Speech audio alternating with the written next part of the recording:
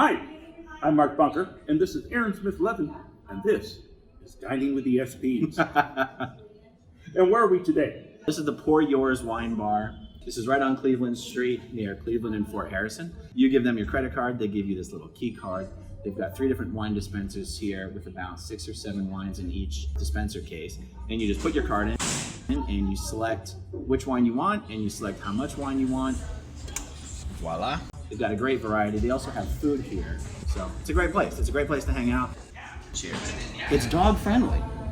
Really? Yeah, you know, the whole dog-friendly issue is something that makes Dunedin a very popular place for people to go downtown because almost all of those restaurants are set up to be able to bring your dogs in.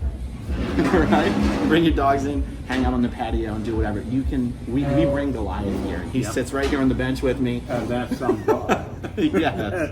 That is a gigantic dog. Yeah. You mentioned Dunedin. There's a new property going up in Dunedin that's got some people talking.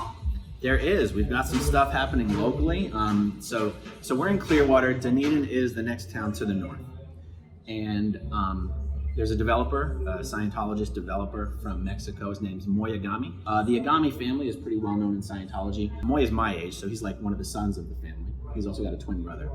And I actually know him. I know him from, actually working with him on course. Moy and his family are the ones who developed the condo tower that Tom Cruise has a unit in. And Moy, with one of his partners, bought a whole bunch of these properties right here a couple months back. So obviously the community gets very nervous when they see Scientologists buying property. Yeah. I'm not sure that concern is justified.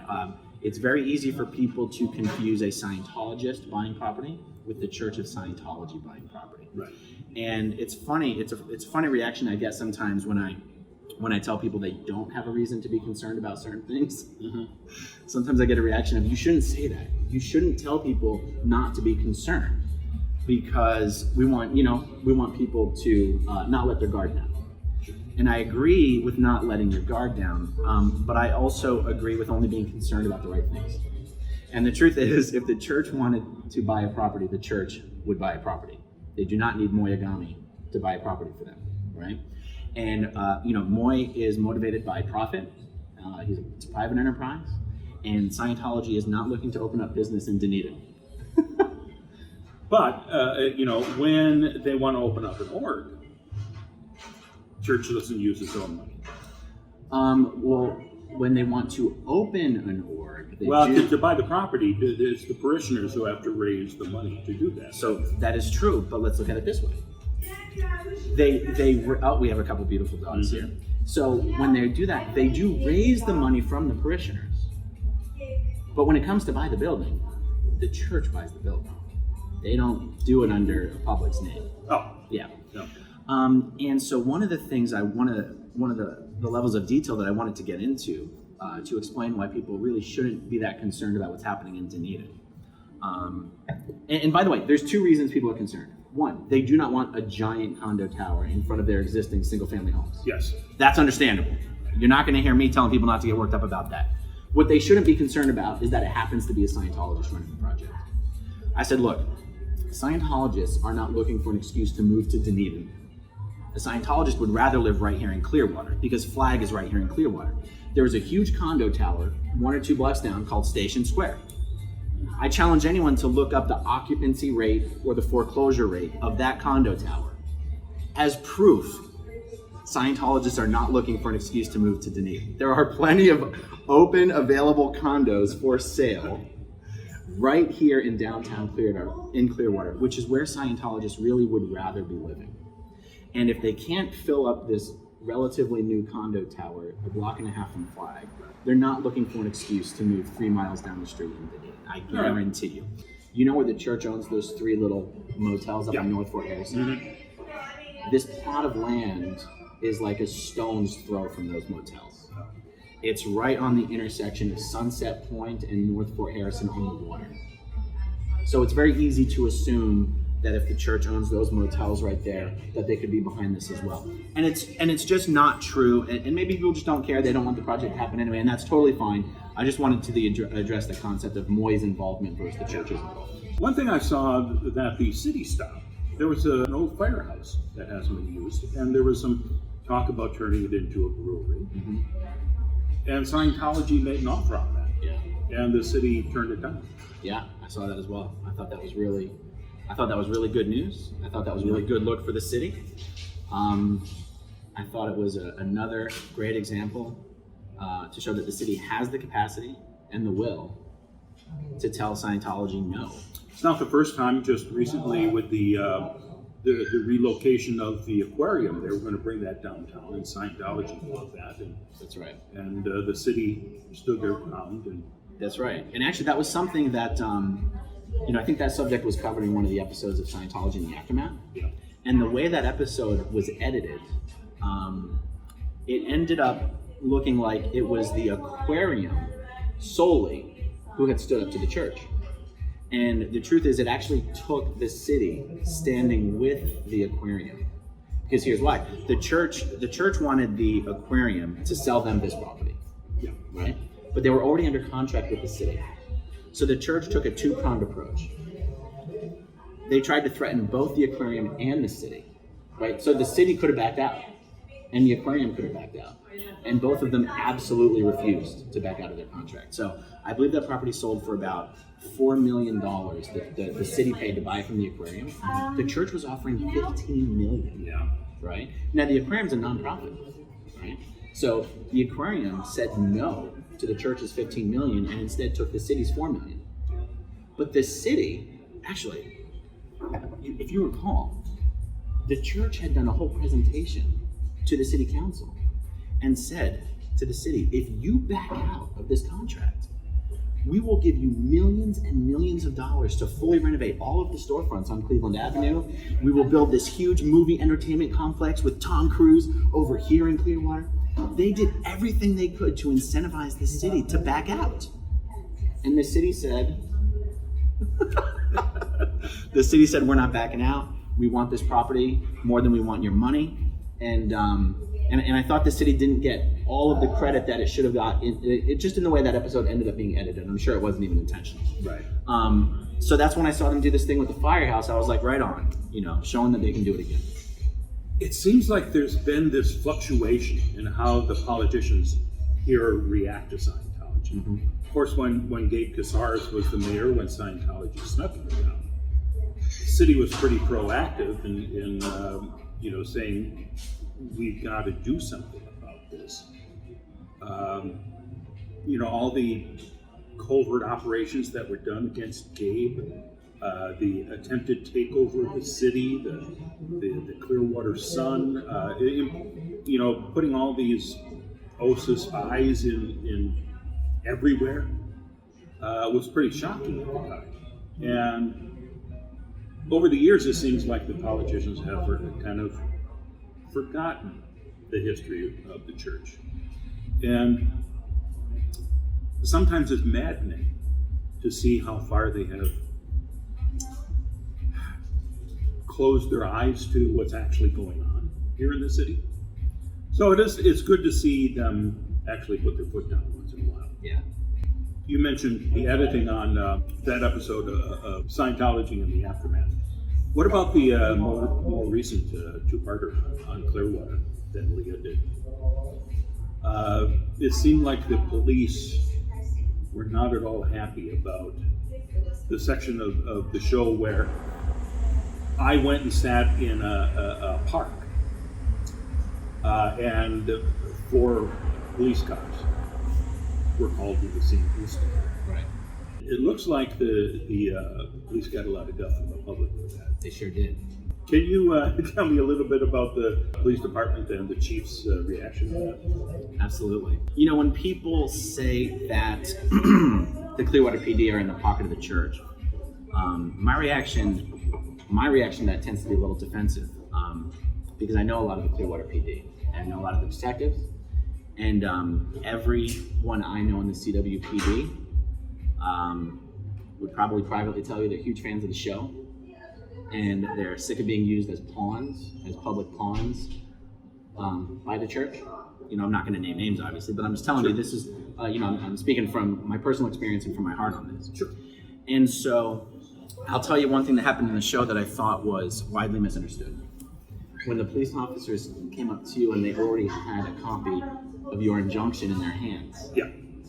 I saw the reaction on Twitter and on Facebook, and a very common reaction was, "Oh my God, you're telling me these police officers walk around with a copy of a 20-year-old injunction? They obviously work for Scientology." Yeah. Well, that's not a logical conclusion, is it? No. How did they get a copy of that injunction? Well, because they got a call from Scientology, and they went and talked to the Scientologist who called them to make the complaint, and they were handed the injunction. Of by course. them, and told how dangerous I was, and the whole buildup becomes, you shouldn't be here. You got to arrest him. He's breaking the injunction. This is clearly put in place, and the police aren't looking at the details in the injunction. It specifically says you can't picket at certain spots. Yeah. And we weren't anywhere near those spots, and no one was picketing. Yeah. So, but the police just get an injunction and go, well, there's his name in it. Mark Bunker is right there. I guess we got to do something about this. Right. It's just a tool that Scientology has been able to use for 20 years, not just against me, but against anybody who decides they want to protest Scientology. Right. People that I've never met, people who had nothing to do with the injunction. Years later, that injunction was pulled out for anyone that Scientology wanted to silence. And it does put the police department in a rough spot.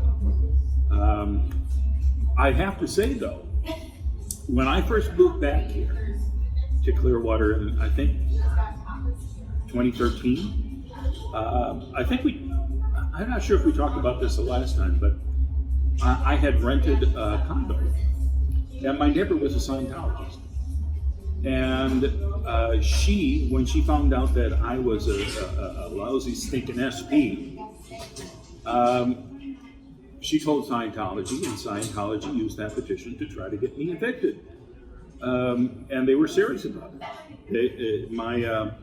The head of the condo association told me he was getting threatening calls from the lawyers. They got a copy of the injunction and all these legal threats saying that I got to be evicted. And the condo president said, no, we did a background check, he's fine.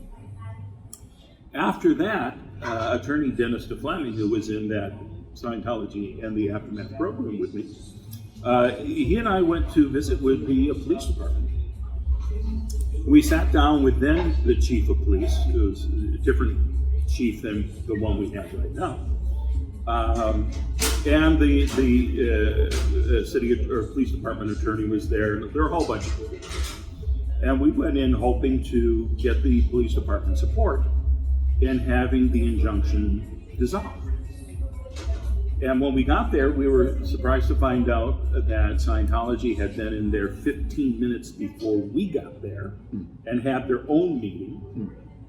And the police told us, we're happy. We like the injunction. We want to keep it in place because it's keeping everything quiet. So that was a little surprising. So there was no success at that No, time the police- getting any recourse. Right.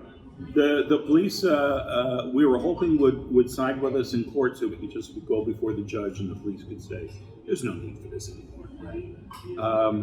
After the episodes that were shown on Leah's show a few months ago, the police changed their mind. That's awesome. Apparently there was enough feedback from the public and the police were on defensive that they called Dennis DeFleming and said, we're happy with the injunction going away now, which is great. Is that right? Yeah, which is wonderful, except I can't afford to fight it right now. And so they're basically telling you, hey, if you bring it back to court, we're going to help you with this, but you can't bring it back to court. Right. At this point. Yeah. They said we'd support you. We'll go into court and we'll say there's no need for it. But So they can't unilaterally just throw it out. They need to go to court. It apparently needs to go to court. Okay. Interesting. Right. Yeah, the court would have to dissolve it. But what they have done is pretty much over the course of many years now, even before I moved back here,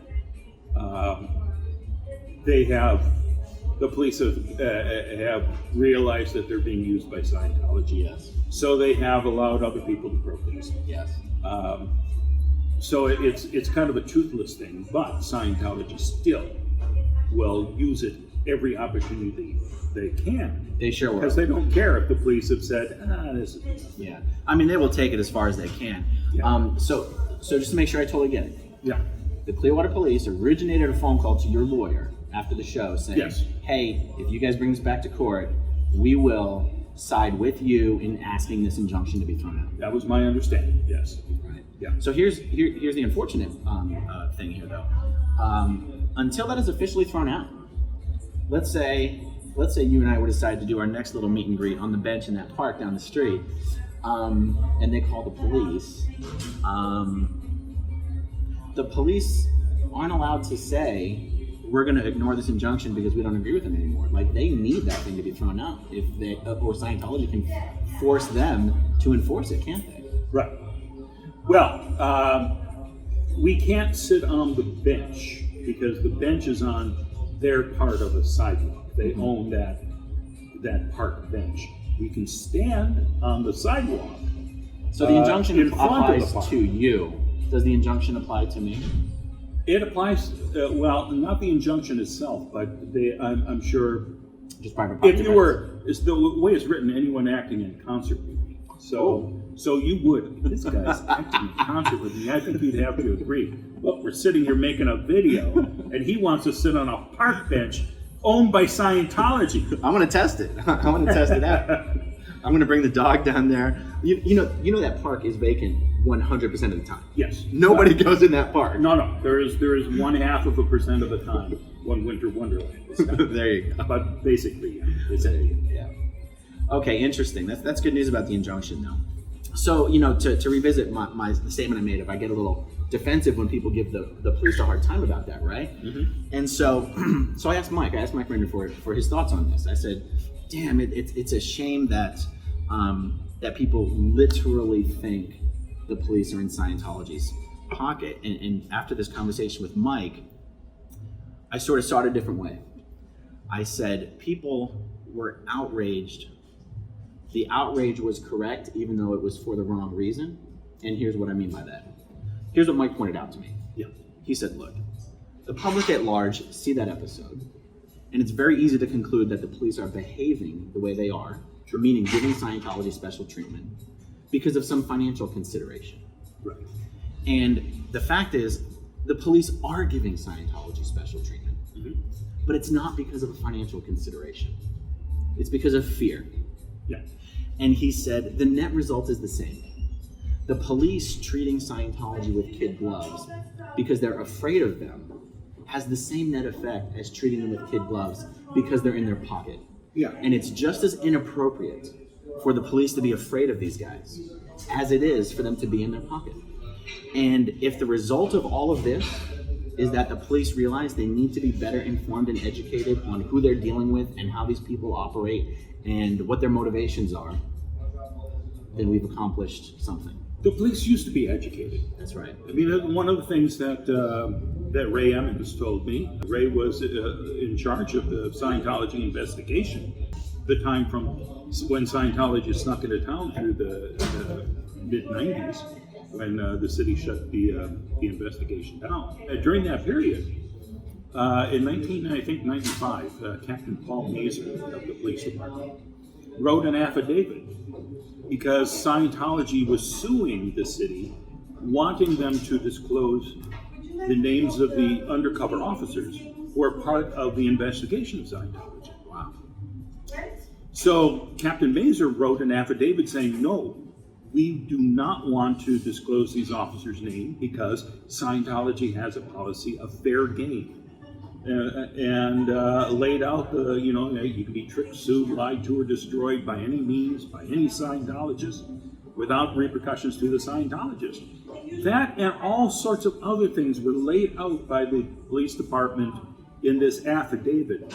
Ray Emmons trained young recruits on what Scientology was, how they behaved.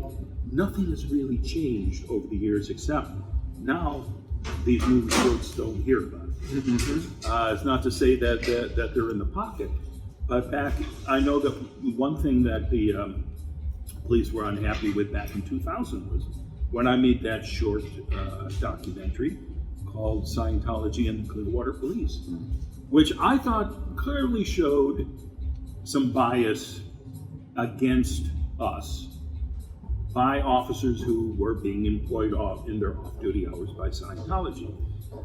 Now, did I think that they were corrupt in doing that?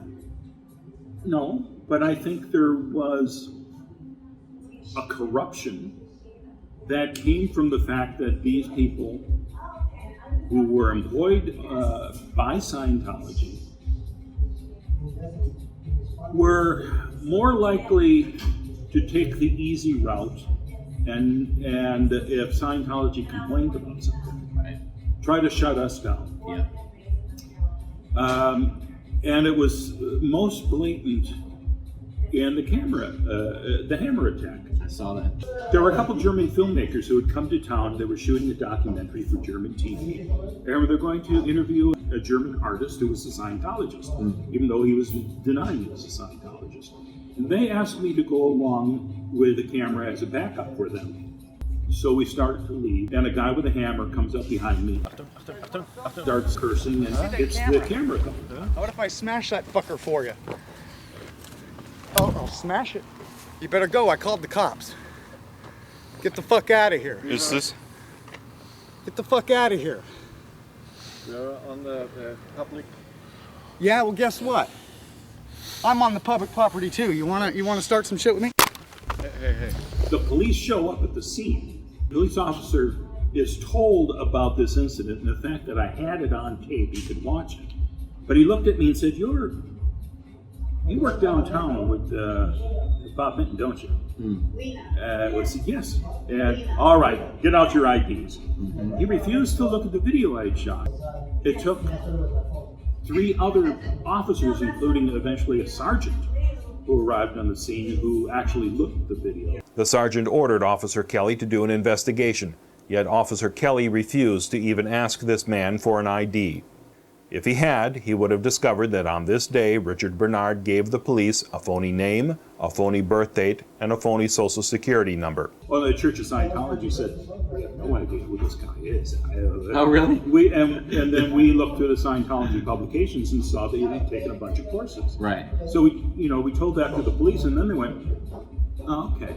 And then they went back a couple of days later and actually got the guy's ID to see that he lied about this. Right. And it's like, really? Right.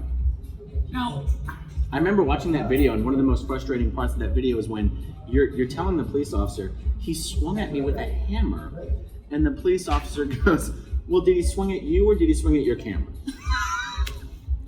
and you're like, well, is it really much different? Yeah. And they're like, well, he's just going to say he swung at the camera.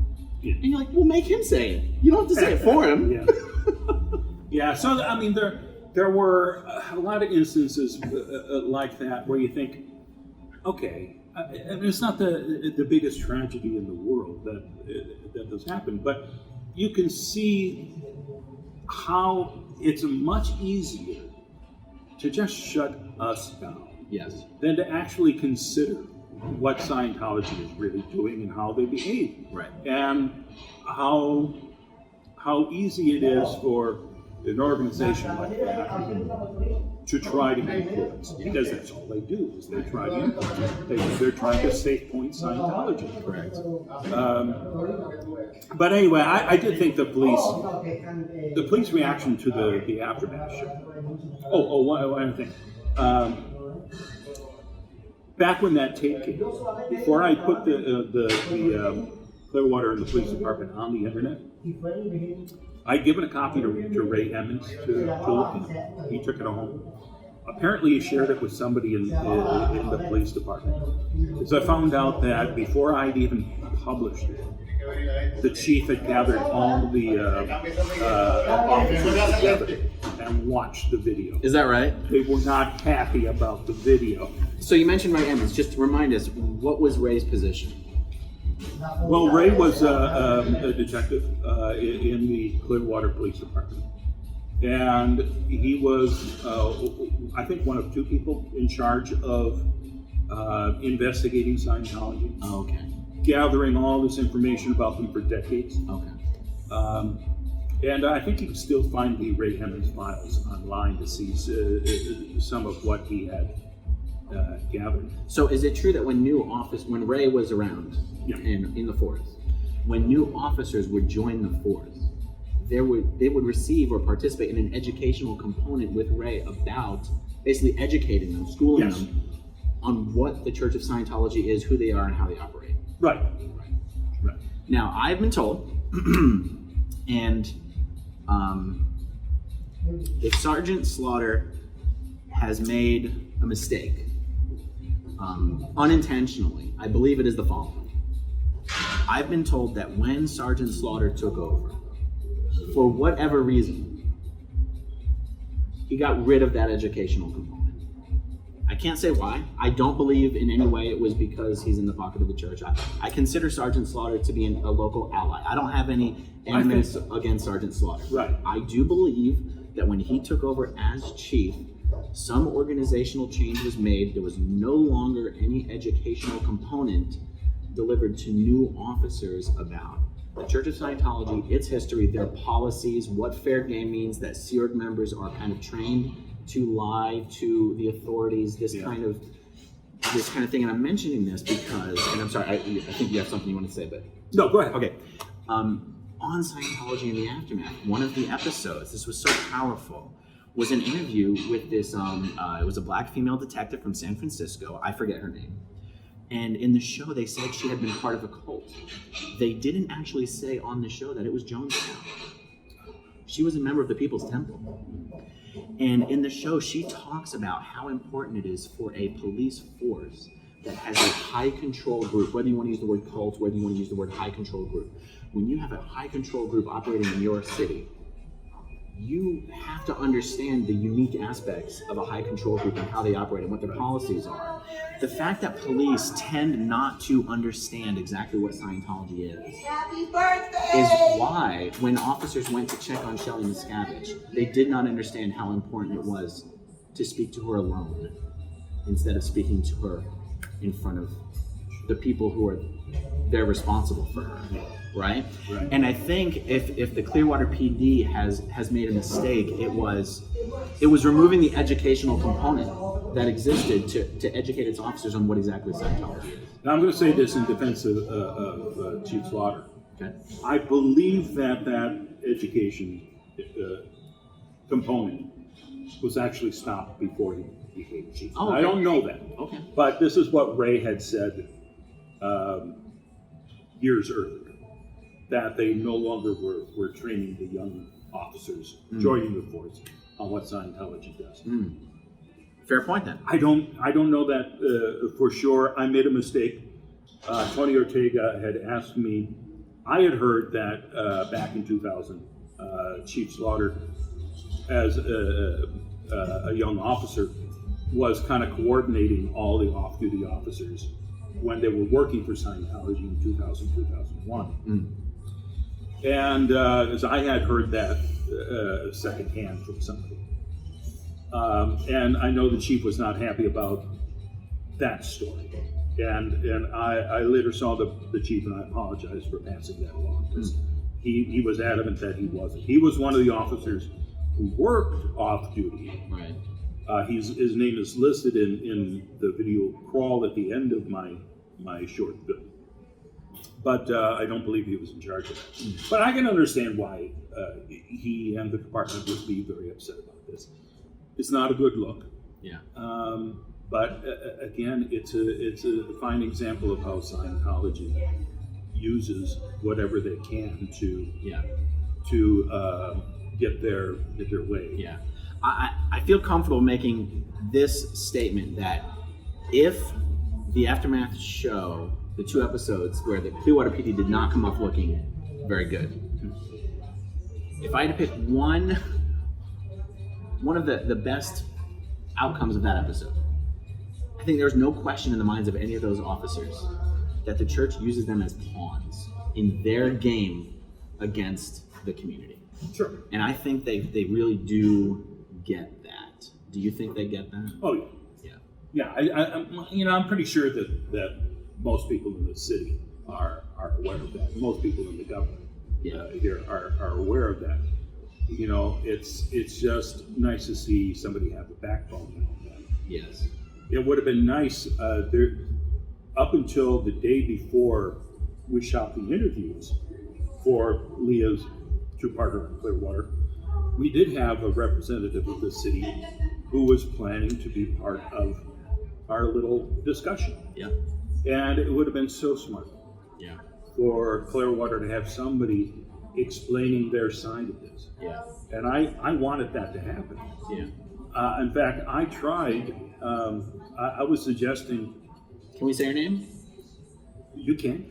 Well, she was a city council person at that time. She stepped down. Doreen Caudell had agreed to appear on the Aftermath show as a part of the roundtable. And just to be clear, she didn't agree to appear on the show to talk smack about Scientology. She agreed to appear on the show to represent the city of Clearwater. And then her lawyers ended up telling her bad idea. And I'm just so sick of people being giant cowards on this subject. Right. Because it's not justified. It's not necessary. Yeah, and I felt that it really would have been important for the city to have a voice on the show. Yeah. Taking the city side, explaining things like this. Yeah. So, it shouldn't have to be up to us to do it. I even tried to track down Wayne Sheeler, who was the police spokesperson during the time of the LMT in 2000-2001. And for years had been the working for the police. Before that, he was a journalist at the Clearwater Sun and knew very well how Scientology acted. And I thought now that he's retired from that, it might be possible for him to share some experiences and defend the police the way we're defending the police. It's true. We are here defending the police. But no, I couldn't get in touch with him. I even went to his house, and I even if I had, I think there still would have been a reluctance to go on camera. Yeah. I'll tell you another little interesting anecdote here. I put up a video on my channel not that long ago talking about Frank Hibbert and how Frank Hibbert, I think, is a man who has a lot of guts and is not afraid of Scientology, right? Frank was invited to appear on the show, and Frank declined, not because he was afraid. Frank had a very specific reason. He said, look, I don't really appreciate all of these things that contribute to the idea that Scientology runs this town or owns this town, and I'm not interested in contributing to a show that is going to create the impression that Scientology runs this town or owns this town because it's bullshit. And my response to that is, Frank, it's a good point. It's true. Look, what people don't know about Clearwater, because if you haven't been here, you don't know anything about this city. Our downtown is like 1% of the economic activity of the city of Clearwater, because we have our downtown section and then we have our beach. And our beach is what we're known for. Our beach is where the tourists come. That's where all the money is generated. So even though Scientology dominates downtown and it sucks and we don't like it and we'd like to change it, the truth is when you're the mayor of this town, or you're a former mayor or you're a possible future mayor, it should drive you crazy when you hear people saying that Scientology owns this town, because they don't. But my response is, Frank, come on the show and say something like that. Avoiding it doesn't help people understand that.